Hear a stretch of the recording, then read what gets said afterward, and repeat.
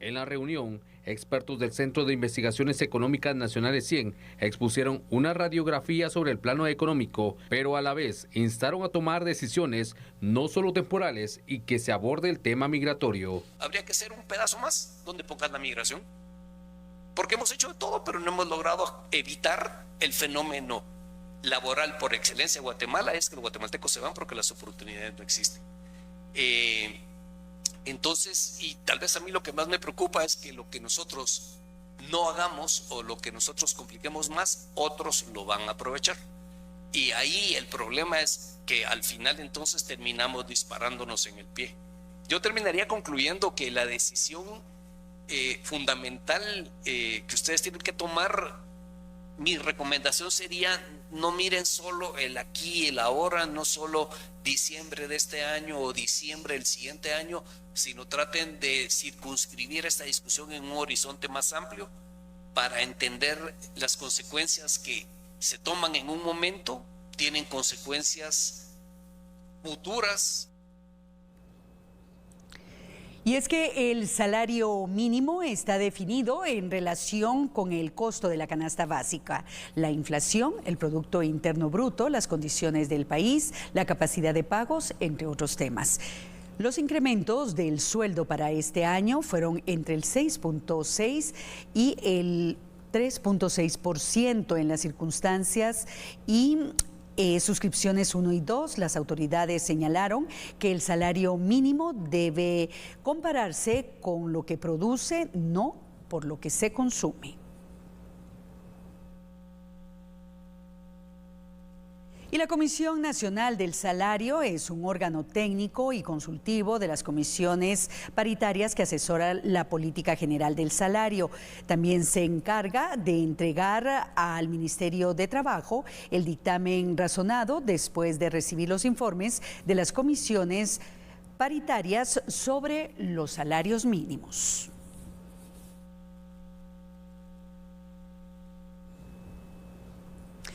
Y bueno, este es el segundo tema que estaremos conversando con Fernando Prera en esta noche de análisis en A la Medida. Tema que todos los años llama la atención, Fernando, en la coyuntura nacional, tema de interés cuando vemos los precios de la canasta básica, los salarios y el nivel de vida de los guatemaltecos es un tema preocupante. Hace algunos días veíamos cómo la DIACO y el Ministerio de Economía salían a hacer estas inspecciones en los mercados para ver los precios de verduras, frutas de la canasta básica, porque el guatemalteco, su poder adquisitivo ya no da para más. Ya no da. Y unos precios que realmente te justifican por el tema de la lluvia, por el tema del invierno, por el tema de que el transporte no puede transitar por ciertas rutas del país. Pero el guatemalteco que padece día a día el no poder tener lo básico en su casa es quien sufre las consecuencias de este incremento de precios y de cómo se fija el salario mínimo. Pregunta primera, Fernando.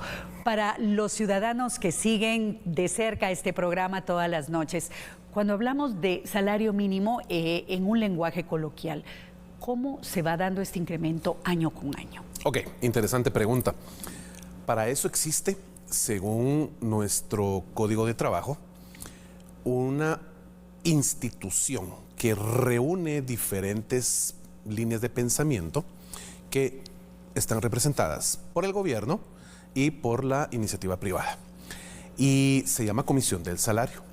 Y entonces existe una comisión paritaria del salario que hace una serie de análisis anuales en función de ver cómo está el comportamiento de la economía del país, los precios sobre todo de la canasta básica ampliada y ver cuál es el poder adquisitivo del guatemalteco. En función de ello, año con año, pues se estipula cuál es la capacidad del patrono en general, sobre todo desde el punto de vista de la iniciativa privada, para poder generar un porcentaje de incremento, porque recordemos que no solo es decir, yo les subo 500 quetzales a cada trabajador, no se puede. Se hacen análisis realmente por personas muy expertas y conocedoras del tema, y la Comisión del Salario pues hace la recomendación al organismo ejecutivo, al presidente de turno, para que tome la determinación de cuánto se va a incrementar.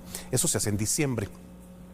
Lo que estamos viendo ahorita es que ya empiezan a darse este tipo de análisis para determinar cuáles son las propuestas que la Comisión Paritaria del Salario va a hacer al final de año y que el presidente tome la decisión de cuánto se incrementa. Pero estamos hablando de porcentajes que año con año, Cori, realmente no logran representar una mejora en los trabajadores que en la mayoría de casos acceden únicamente al salario mínimo, que hoy en el año 2024 oscila en los 3.320 y pico de quetzales, y con eso hay que afrontar una canasta básica que realmente está cada vez más por los aires. No es realmente ya alcanzable, casi ni siquiera poder enfrentar el costo de la canasta básica, no digamos la ampliada.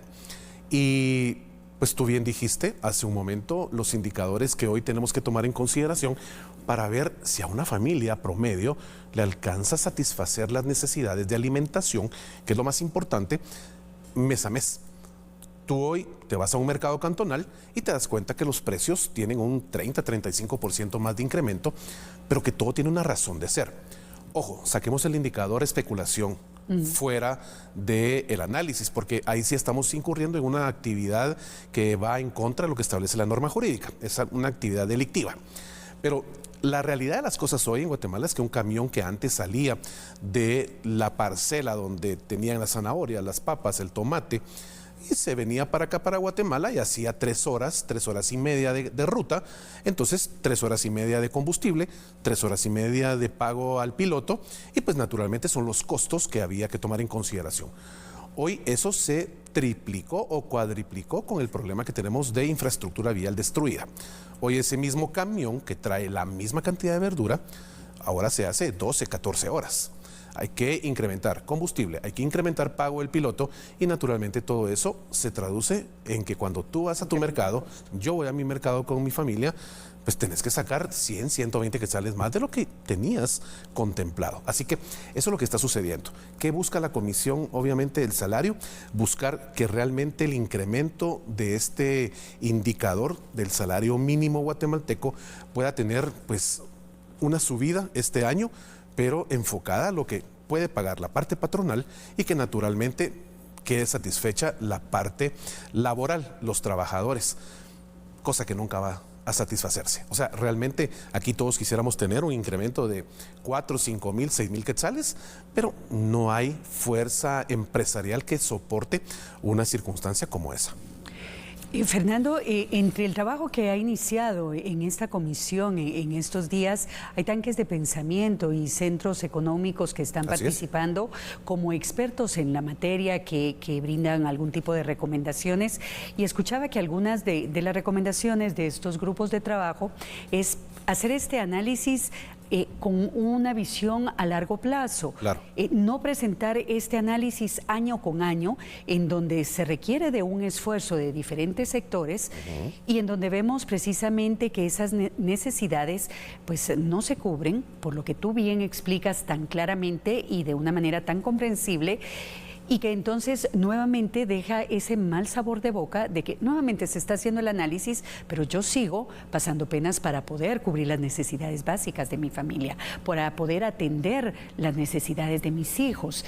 Entonces, si hay esta recomendación de hacer este análisis con un enfoque de largo plazo y poder considerar otros elementos que de pronto para todos los sectores involucrados pudiera dar alguna luz para satisfacer de una u otra manera un poco las necesidades de la población, ¿bajo qué línea podría trabajarse de acuerdo a tu expertise y a la óptica que tú le das a ese tema? Bueno, definitivamente debe estar enfocado como fue el nacimiento del derecho de trabajo en Guatemala, desde la perspectiva de proyección social. El Código de Trabajo reúne naturalmente todos los mecanismos enfocados a la tutelaridad de la defensa de los derechos del trabajador, y es por eso que el tema del salario es un concepto que va enfocado precisamente a los derechos sociales.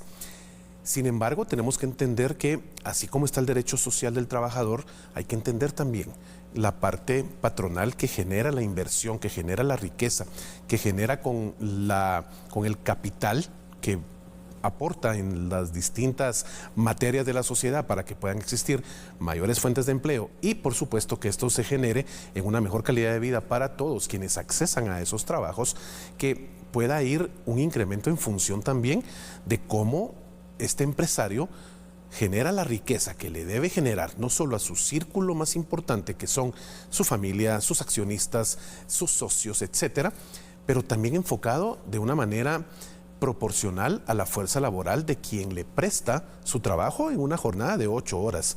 Así que aquí todo tiene que ser desde la perspectiva de un gana-gana. Ese gana-gana debe ser que la parte trabajadora pueda entender que sí, va a existir un incremento en sus ingresos, pero que tampoco va a ser un incremento desmedido que pueda realmente afectar la estabilidad económica, no solo del empresario, que es quien genera la riqueza, sino que mantiene y sostiene la economía del país. Así que hay que tener mucho cuidado con los conceptos y encontrar ese balance que permita que, por supuesto, todos, de alguna manera, puedan quedar satisfechos. Y me quedo con estos conceptos que tú mencionas para ir cerrando este tema: el derecho al trabajo, la estabilidad laboral que puede haber en un país, porque recordemos que el tener trabajo hoy por hoy es una bendición y un privilegio para muchas personas. La estabilidad económica de un país que nos permite estar a flote, aún con momentos difíciles. O sea, ese gana y gana que tú bien comentas es lo que debiéramos tratar de entender los ciudadanos para que realmente se cumpla con el tema de un trabajo digno, el tener el derecho al trabajo y mantener un país que vaya en una línea de crecimiento. De desarrollo, claro que sí. Fernando, momento de hacer una pausa comercial. El tiempo se hace corto para conversar contigo sobre estos temas tan interesantes para los guatemaltecos. Claro que sí, Cori. Por supuesto, para mí ha sido un gusto compartir estos conceptos aquí, no solo con Corina, sino con usted, amigo y amiga televidente. Le deseo la mejor de las noches, pero no cambie porque regresa Corina con las noticias internacionales. Ya volvemos.